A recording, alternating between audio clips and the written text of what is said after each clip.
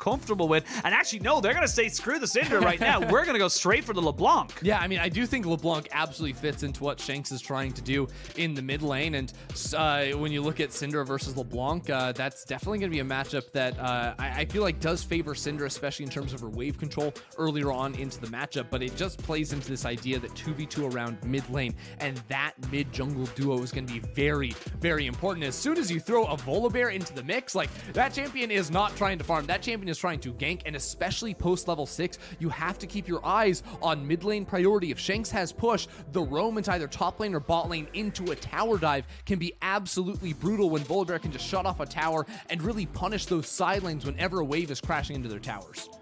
Yeah, so it turns off the tower. Not only that, but also you get the single target CC, of course, with the Q from the volley, and of course the ethereal chains from the LeBlanc if you're able to land them. So a lot of lockdown onto a particular person. But Rare Adam, they're going to say, iBoy, or not iBoy, excuse me, FoFo, we want you to scale. We want you to just be safe and consistent. We're putting you on the Azir. And this is a historical pick for FoFo. He's played this for pretty much his entire career. Very strong on the champion. And, I mean, just playing into the team fight could be the direction for Rare Adam. Azir can take control of the wave against the LeBlanc as well in the 1v1. So it's a matchup that can work out. Again, do have to be a little bit careful of gank opportunities, support roam timers from missing as well. But Rare Adam, it's looking like they could get some decent lanes, but they again have blind picked their top lane. So Breathe will have the option of what he wants to take into that Gnar. If it wants to be the Kennen or something like this, we've seen be pretty popular around the world, is matching range with range and getting the shove in up against the Gnar.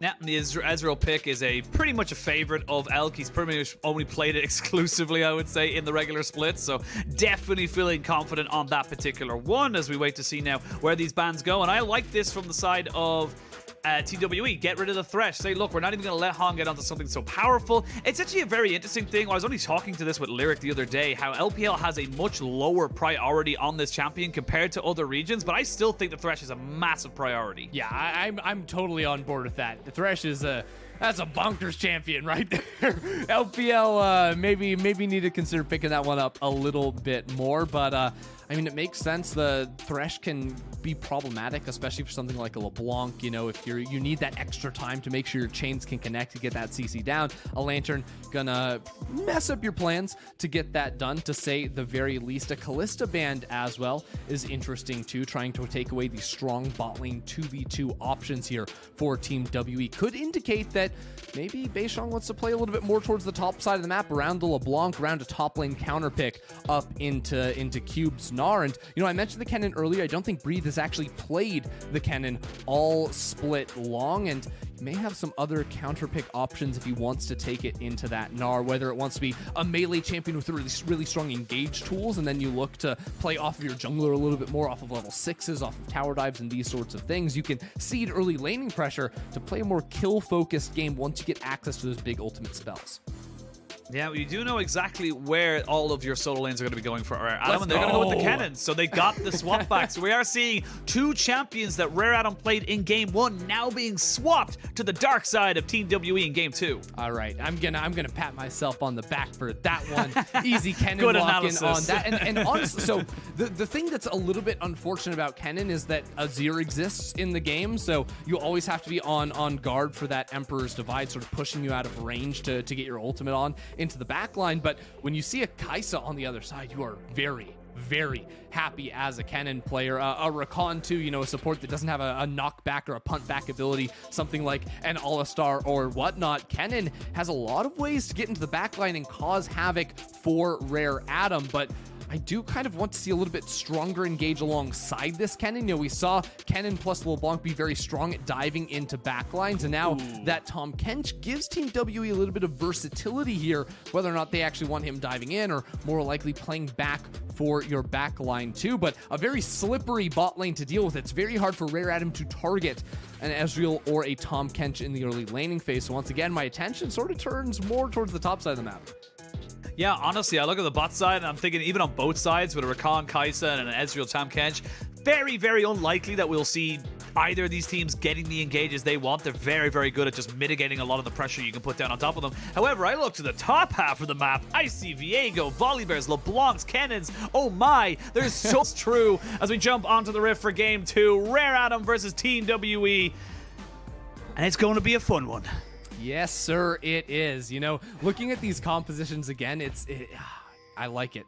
I like it a lot. We got to press the attack Volibear. He's going to be ready to look for some fights. I mean, bot side, you know, in draft we sort of said, you know, it's hard for junglers to maybe gank that lane, but Ezreal, Tahm, Kench do a lot of single target damage. You can put down the slows as well. Like, the 2v2 might be a little bit spicy. You know, both sides may be thinking that they have a shot to come out on top. But for me, really in this game, mainly looking towards the level 6 mark for Beishang. And before that, around mid lane, if he can get anything done up against FoFo. Oh, I actually just noticed, iBoy, just before we can have a quick look at the ruins, iBoy actually took a cull as his first item. So he's looking for a very long and safe laning phase. He doesn't feel like he needs the extra HP from any of the Doran's items, so he's happy enough to go with that. And I'm actually loving the little meta we're seeing right now with mid laners, where the mages are coming back, the likes of Syndra's, LeBlancs, and Azir's, but it is corrupting pot. Push the wave as hard as you possibly can and get yourself a HP advantage, and then you basically win the first few waves of lane. Yeah, and then because, you know, mid laner is almost always going to be running TP, you know, you get free potions on your first base, you know, around the level 3 mark, or if you want to go even earlier for a base, you can come back with those full potions and again, just trade very aggressively, especially on a champion like LeBlanc. I think it's important. You can already see that Shanks used that potion, gets the extra burn damage on auto attacks. You know, what Shanks will do is he'll W forward onto the wave, get his auto down, a Q down, you just saw it right there, procs the electrocute, and all the while, again, popped a second potion there. So wants to get the extra tick damage down onto FoFo, and FoFo has to respond in kind. So that's sort of the mini meta that happens in these early duels. But speaking of early, like, item meta, I like to engage there from Hong. That's very nice to get some big damage down onto Elk, and it's traded back relatively well, but iBoy's going to be high HP. Bot lane itemization is really interesting. You know, last game we saw both bot laners going for longsword triple potion, so it has sort of fallen off teams or bot laners really caring about the extra, you know, sustain you can get from a Doran's Blade over time, because potions are going to win out over that for quite a while. Also, the extra HP you get from a Doran's Blade, and I think it plays into this idea that iBoy feels more comfortable to go for a cull here when it's a little bit more likely you see a longsword in the bot lane. Oh, Beishang, though, gonna get a nice early clear, and iBoy and Hong are a little bit too far forward. There's a nice double knock up there with the Abyssal Dive. They're gonna try and jump in. iBoy, though, he's dead. He knows he's dead. It depends on who's gonna get it. They'll donate it over to the Elk Fund, and that is a perfect start for Team WE. That's just a brilliant gank timer there for Beishang, because Leyan is right there. You know, Rare Adam feel comfortable pushing up in the bottom lane right after that wave had been crashed off of their tower, and I mean, Missing even loops around again. Honk, you cannot die. You can't. What are you doing? Missing jumps into the tower, dive the tower. Oh, the flash forward even again. Wastes it all. The early game is just falling apart in the bot lane for Rare Adam. Oh, no. That is the worst feeling ever. I love what you see Missing doing. He doesn't try and flash away. He knows he's dead. And he baits out the flash from Leyan. That means Beishang, he knows where the enemy jungler is. He's like, cool, I'm going to take the scuttle, but let's have a look at exactly how this one goes down. It's just Hong really not respect. This is just a bad play from Hong, not respecting the damage at all. Yeah, I mean, the Conqueror fully stacked at the end there for Elk, too, so he's doing so much damage. And, oh, I think the minions actually finished off Missing right there, by the way, because you'd have to slow it down really low, but his HP bar was on like 9, and that turret shot was going to connect just about the same time that Leyan flashed forward, so super unfortunate for Leyan right there. You cannot feel good about that at all. And again, you look around the rest of the map, Breathe crushing in this top lane. The trades look so good into the Kennen. Level advantage, big CS lead too. Both sides of the map are falling apart. There's wards littering your jungle. The top side completely lit up. There's a ward on your Raptor camp too. Leyan, it's not good. It is not good, and I will confirm for you, my friend, that it was, in fact, 2 caster minion autos that got the kill as Cube. Oh my God. He has to flash away. WE just styling on them. You can't do that this early in the game. That is just not okay, and now we finally see Beishang looking for that gank around the mid lane. You can see the wave was stacking up, but just a little bit. But Team WE, I mean, we saw it in the last game too. Breathe just owning in that top lane matchup. Cube not having fun until the team fights came a little bit later on, and Leyan goes for this fight here because he knows that Hong can be the first one to rotate out of this bottom lane. They do have the numbers advantage for the time being, but doesn't really matter. Team WE with a 1,000 gold lead, very comfortably ahead in all of their lanes, and Ezreal with a couple of kills. There's not a good answer for. You know, the dive tools from Rare Adam already aren't very strong, and even if you do manage to get to the Ezreal, he hops away. Tahm Kench maybe gobbles him up for a second, gets him out of dodge for a moment. Elk is on pace to be very, very annoying for Rare Adam to deal with later on. Of course, it is still early on in the game, not even 6 minutes on the clock. I've got plenty of time, and of course there is some decent late game scaling for the side of RA, but this is not a great, as a good old, you know, analyst from NA would say, not a worrying trend, if you will, if you're yes. a RA fan. Yes, the classic, if you will. But Beishang looks like he's kind of skirted himself around a lot of this vision, so he hasn't been fully discovered exactly where he is. Missing going to look on top of FoFo. Sadly, for the side of Team WE, that ward will not be spotted by the pink wards, so they're just going to end up taking themselves another early Drake and get themselves on that objective board nice and early. I mean, they did the same thing in the last game too. I think the last game they were maybe even a little bit earlier, like around 5.5 minutes. They were already on the dragon, like it was looking real good for them, but Team WE going to grab themselves the Cloud Drake right there, and especially, I mean, I think Kennen is a champion that really benefits from that. You know, his ultimate is on a really high cooldown up until you can get to like level 11, level 16. That's when it gets down to a little bit more reasonable, but with that, the little bit extra CDR you get, you'll be happy enough with something like that. And Team WE continue to have pressure on side lanes. FoFo does have a CS advantage, like you would expect. iBoy, importantly, does have a couple minions to his advantage as well, but still definitely going to be down in terms of overall gold. But with the combination of the CS, the Cole too, it can try to equalize a little bit here up against Elk, even if it doesn't fully make up for it. Yeah, we can look at this, you know, the gold leads on the left and right hand side. You got about 200 for the supports, about 700 or so, maybe even about 800 for Elk over iBoy. Mid lane is pretty even Stevens, and then the jungles is pretty even Stevens as well, as we can see Hong trying to go in, but Arcane Shift is pretty much how that interaction's always going to go. Yeah, it is. It's not super fun there for Hong, and I think if you're looking for that type of a play where you're jumping forward, you want to try and angle it so that you're actually your epicenter there of the grand entrance is going to be behind a minion. That was the most complicated way I could have explained it. Be behind minions so Ezreal can't hit you with Q. That's really that is it. Thank you for a play-by-play's brain. I needed you to dumb it down just a little bit more for me. Thank you so much. As we wait to see Elf getting his back stopped here by iBoy. Of course, the True Shot Barrage is available if he wants to try and tear this one over, but Beishang, he's just on these objectives first, and with having the earlier rotation, with, you know, having the advantage in mid and I'm assuming top now in the next few seconds, it just becomes so hard for Rare Adam to fight this. And this is similar to what we saw Rare Adam do in game 1, where they weren't really contesting any of these objectives, and then once they couldn't find a fight, it just fell apart. So I want to see them looking for more proactive moves, and this is exactly what they're doing. They're looking to try and trade blue buff. You know, it's fun, though, because Beishang did this. He actually traded topside Scuttle Crab for his blue buff in the last game. Well, he got the big Scuttle Crab this time around. His bot lane, there must have been some serious trading, because iBoy is very low, and Elk has used up his entire mana bar. So this bot lane dive, all of a sudden, a little bit more reasonable for RA.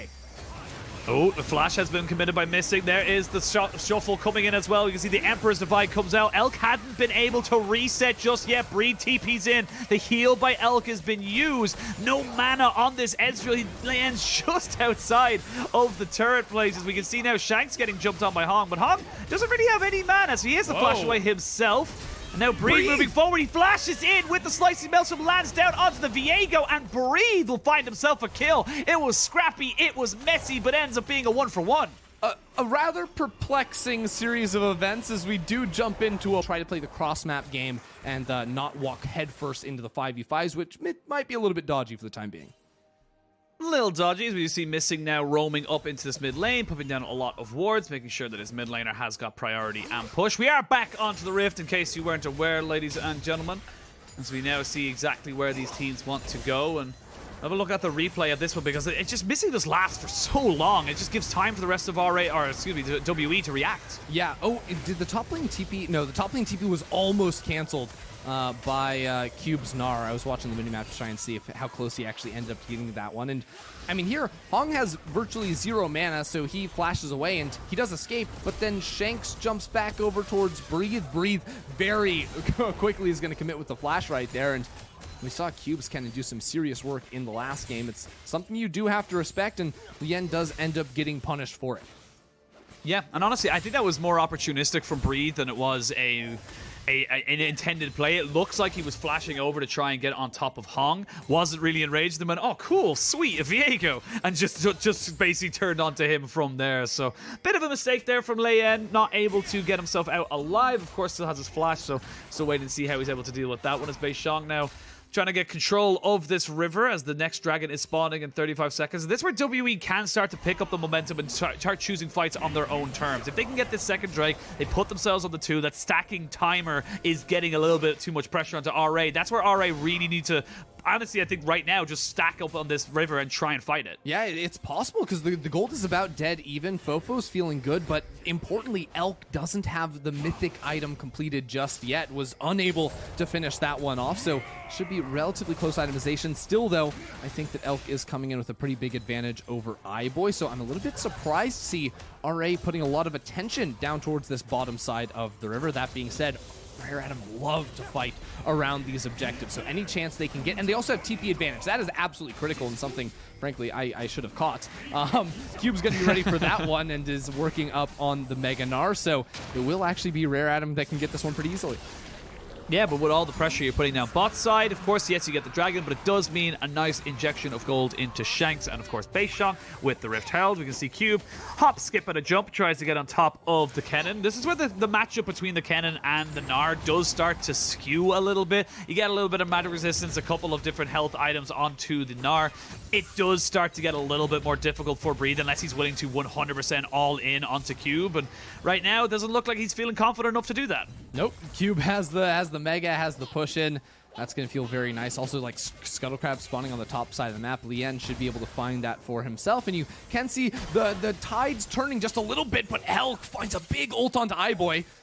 Oh, iBoy, he just misses that Mystic Shot. I feel like Elk flashes in for that kill if he goes for any further there. Lands that WQ combination, but you can see just how much damage this Ezreal now has over this. Oh, as I say that, Elk will get jumped on a little bit. They go in with the Killer Instinct. Flash committed there by Elk to make sure he keeps himself safe. And honestly, that's a win trade for RA. Yeah, Rare Adam definitely going to take that one. iBoy didn't really have the mana to commit much further forward into a fight like that. And once get back to base, has that Cole finished off. So a lot to cash in on for him when he does manage to find that. And just before the 14-minute mark, Elk really would have loved to auto that tower once. Does he greed for it? I think he does. I think you go for it. He has Arcane Shift up once again. So yeah, get yourself the 80 gold. Missing had to stand next to him. So unfortunately, he couldn't cash in on the 2x multiplier and get the 160 for the Ezreal. That's going to be okay. Every little amount of gold is going to end up counting at the end. But we've reached a point, you know, level 11 now onto FoFo, where Shanks doesn't really have the option to get priority over mid. You know, Azir can too easily clear away the waves with his soldiers, trade very nicely into a LeBlanc whenever Shanks commits the distortion in to try and hit that minion wave. So the CS lead has maintained for FoFo, and the pressure is going to continue to mount. Yeah, they're really investing a lot of vision control just around this sort of top of Dragon Pit area from the side of RA. They put down multiple pinks. They're constantly refreshing those and getting sweepers down onto that side of the jungle. As we can see now, Breathe. Now he's feeling confident. Goes forward to Slicing Maelstrom, forces Cube to flash away. And this is what I'm saying. It's like once Breed feels confident, he can go for it. But if he's not, he's got to back away. But I like the confidence coming out here from the Kennen. Yeah, the way the Gnar versus Kennen matchup works is that it's pretty difficult for Gnar to trade into the Kennen, because usually Kennen can just like pump out a stun very quickly, deny Gnar from getting the third proc on his 3-hit passive. But when Gnar turns Mega, he all of a sudden has a whole lot more threat. But because Cube committed in when he's mini and doesn't have the threat of transforming into Mega, Breed just pops ultimate and is like, what are you going to do? Cube has to flash away there to actually survive the burst coming out from the Slicing Maelstrom, and we'll get back to base. Now everyone's starting to finish off those mythic items, but importantly, Shanks doesn't have the Ludens finished off just yet, whereas FoFo has completed, and that's going to be a big difference heading into the Herald. And there are TPs for all the solo laners. We do see that Shanks is on that bot side. I wouldn't be surprised to see WE just give this one up. They're not really in a position to contest it. So first Dragon, first Rift Herald goes over to WE. Second Dragon and second Rift Herald goes over to the side of Rare Adam. And this is a much more proactive Rare Adam than we saw in Game 1. And I think so much of it is actually stemming from this mid lane matchup and Shanks not being able to sort of move around the map with the team, because we've been waiting for Beishang to find an ultimate, you know, find a tower dive, collapse on side lanes, but Beishang doesn't seem like, at least in this game, he's the type of player that wants to go for those dives on his own. He wants to work with Shanks. That works, but that's what worked so well for them back in game number 1. If Shanks is stuck underneath tower, well, he can't really do it. So now we are actually reaching a changing point where Team WE might have more options to look for these types of plays, because they've moved Elk and Missing into the mid lane. Now all of a sudden, it's much easier to fight for priority over that lane. Sure, Shanks is going to be losing in the bot lane, and well, it looks like Rare Adam are actually going to be the first ones to pounce on this bot side. Yeah, Shanks knows something is up. He's going to double distort, try and get himself away, but Flash has to be committed. I don't think it's enough, or maybe it will be, as we can see Leyan. He goes for the wrong one. He went for the clone, and now with the Heartbreaker, it misses. Shanks breaking ankles, and the True Shot barrage wasn't even needed. Shanks picks up a solo kill, 1v2. Oh, that was so nice. Shanks just out here breaking ankles, and now we have the turret dive in the top lane. We have the turret dive and the kill. WE making plays on both sides of the map, and this is where the momentum starts to move in their favor. All of a sudden, it all shifts. Shanks absolutely destroys Leyan. Now Missing is going to hop on in from behind. Shanks went back to base, has the TP as well. FoFo trying to kill the tower so he can get the Sun Disc, but it's not going to be in time. And FoFo now in a lot of trouble. There is the exhaust going down. They're going to devour him straight away, move him away from the tower. There is his ultimate and his shifting stance to try and get himself out. Now Elk versus iBoy. It's just action all across the map, Ender. It's all happening off. The observers have just got an unfair job. I love it. It's a bloodbath across the rift. iBoy didn't take it and bullied in the early laning phase too kindly. He just ulted straight onto Elk in the mid lane, said, hey, I see your support's not with you. It's a 1v1 finally, and I'm coming out on top. Rare Adam needed a little bit of that, and when the dust settles, it is still such an even game. Drakes are split, Infernal is on the map, and there's just 400 gold separating these two teams. Because iBoy got the kill onto Elk 2, it means that Infernal is going to go into Rare Adam's hands. But look at this. Shanks with the outplay here. He gets the clone coming out. Leyan chooses incorrectly. Shanks, really good movement there, and then dodging away from the ultimate, even getting this final auto attack down, and the electrocute proc to finish him off, but all of a sudden he's inting. Round 2, fight, as Leyan looks to try and get him a second time. There is going to be a couple of different ones moved to. He goes for it again. I know he's still probably going to die, but that's really just not okay for Leyan. He doesn't want to try and risk it. I actually think there's enough time just before that little hit there to say that he would get the execution, but WE, sadly, Shanks, after making such an incredible play, kind of throws it away a little bit. And while that replay was happening, RA got themselves a second dragon as well. Look, Shanks he felt bad. You know, he felt bad about what he did to Leyan. He didn't mean to embarrass him that much, so he decided, I'm gonna give him the kill he rightfully deserved in that bot lane play. But I mean, you look across the map, Team WE getting a whole lot off of the time that was spent chasing down that LeBlanc on the bottom side, and FoFo, he's just gonna perch himself in the bottom lane. I feel like just continue pushing out these waves, try to stack up more and more items. He has a Banshee's Veil too, and you know, assume this is the replay trying to pick off Shanks in the side lane. Yeah, he's just recalling in the middle of the lane. Must have been seen pushing out the latest wave on that bot side. That's what I would imagine for him, and without his team on the bottom side, it becomes very challenging. But I mean, I still like seeing Team WE just grouping up here, playing around, just brute force into the enemy jungle, taking away these jungle camps. It's a good look for them, and Herald has dropped way back deep in middle lane, so Team WE are going to be ready for this one. Yeah, this is Team WE just kind of composing themselves. They're only 1,000 gold up.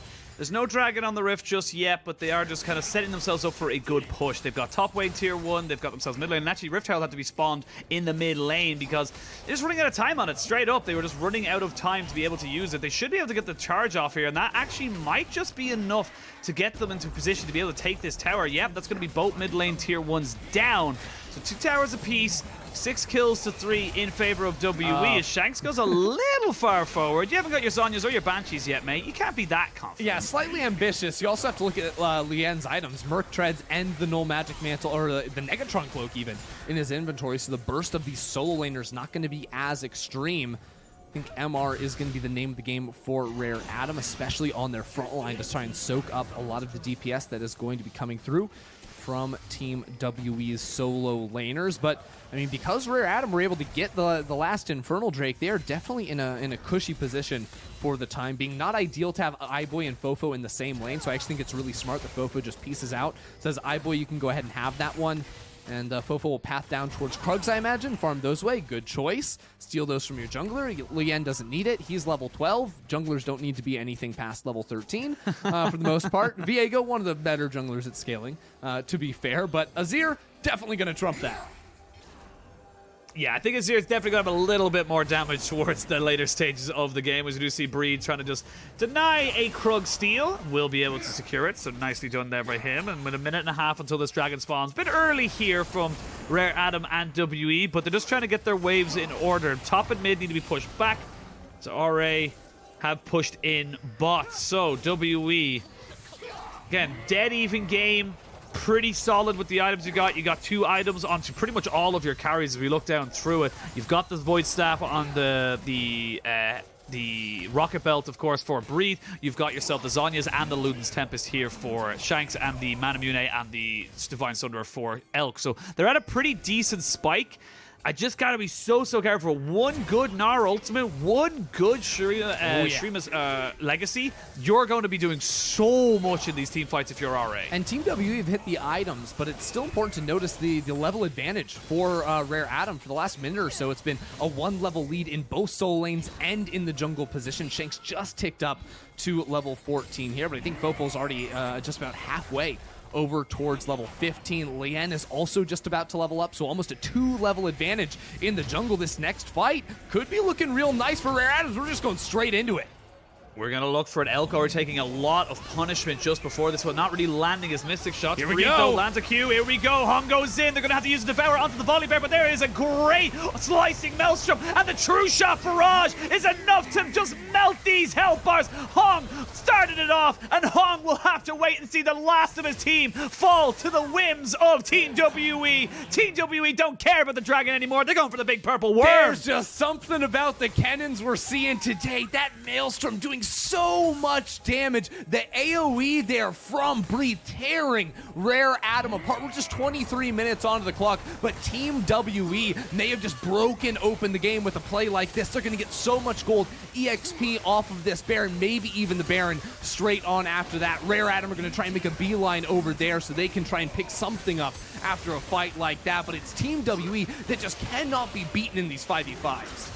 They really just look so damn comfortable. We saw it against BLG as we look at the replay, because this is RA honestly looking like the better engage. Okay, look at Breathe, how he tries to play in the fog of war. They don't see him over this wall here. 3 players stacked on top of each other. He even gets the tag onto iBoy too, so that's a lot of damage onto the Kaisa as well. Then the follow-up comes in.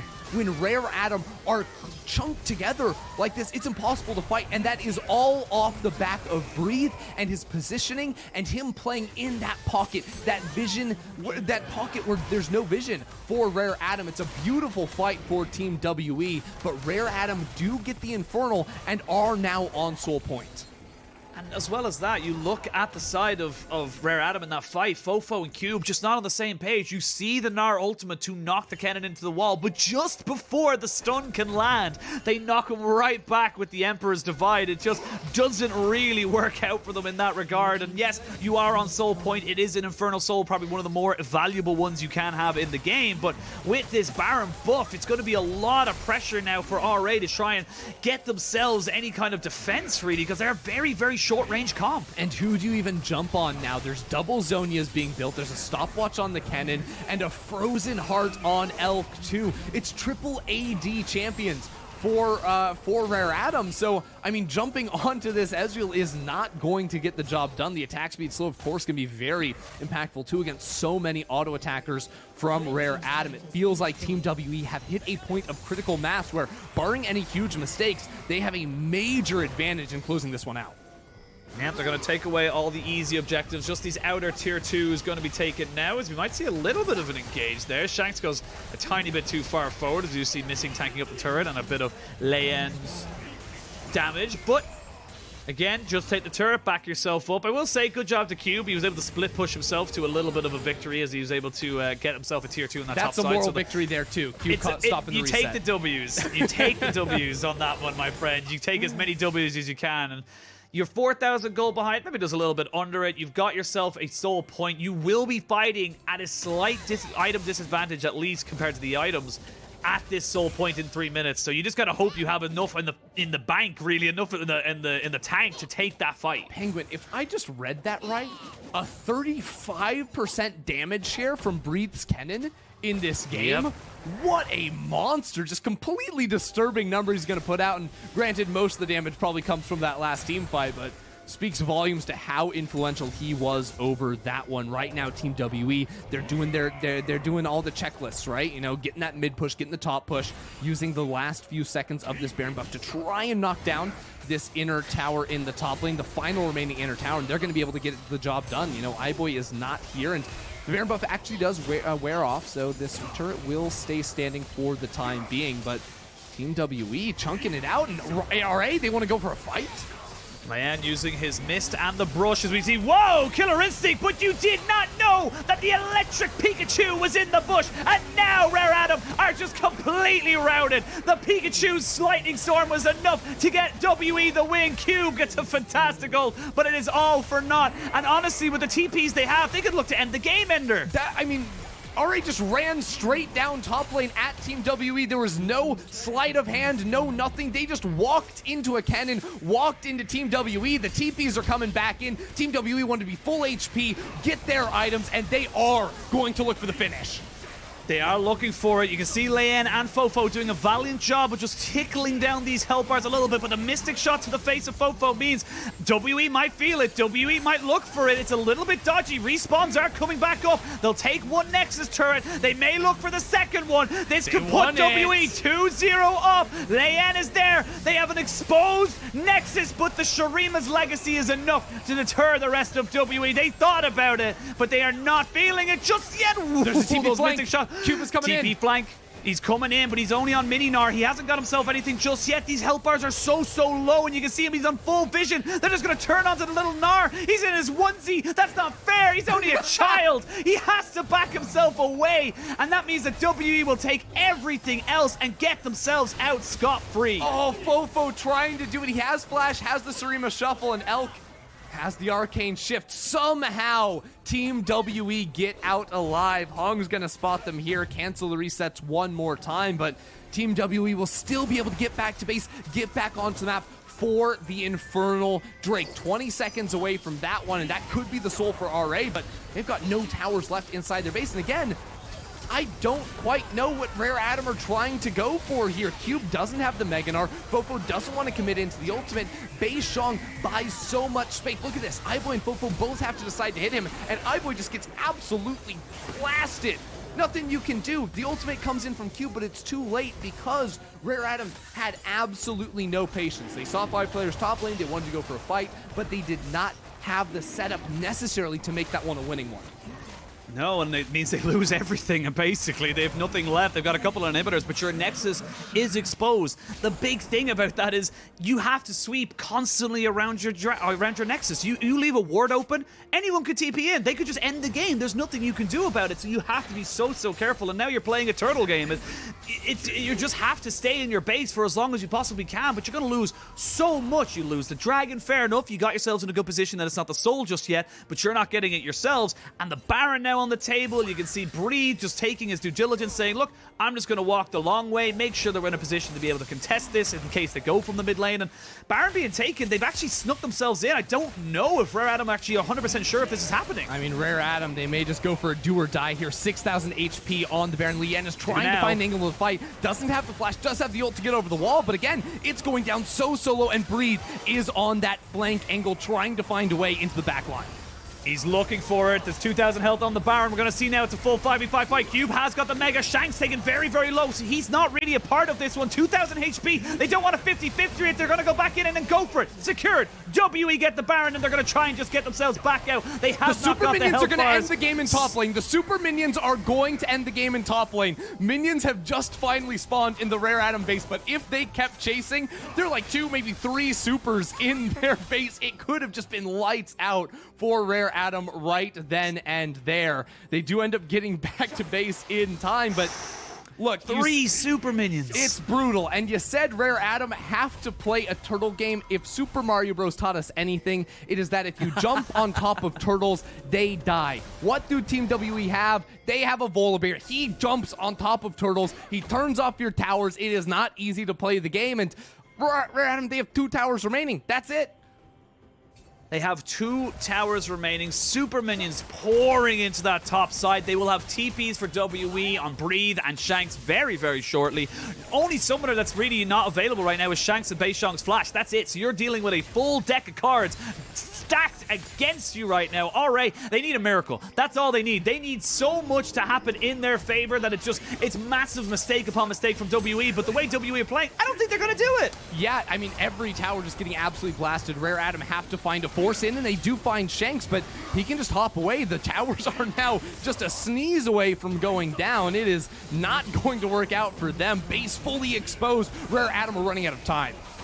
They are. iBoy gets caught, but he turns back around with the caveat ready to go straight in. But iBoy's been baited. The Zhonya's is good enough. Of course, Beishang has to play back onto the backside. He will lose his life. He actually has double stop and his ult. Never mind. He's able to survive just long enough. iBoy against the world. He will trade back his life for the Tahm Kench. But here goes Elk. He's 1v3. Shanks is on the base. He's looking to try and end it all himself, as this is going to be it, Ender. WE still undefeated in 8 games of this playoff series.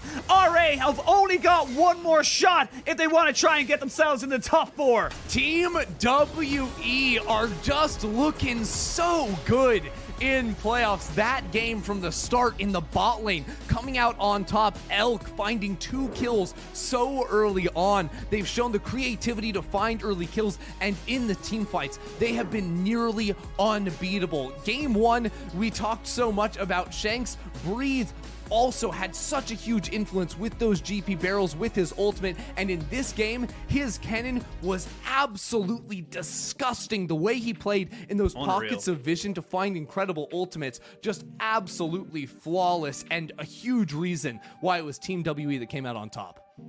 Honestly, it just felt so good from WE. They had all the answers. They knew where they wanted to fight. Yes, of course, there was mistakes here or there. Rare Adam finding some little pockets of themselves getting back into the series, but just once the ball started rolling, it turned from a snowflake into an avalanche, and there was just nothing RA could do.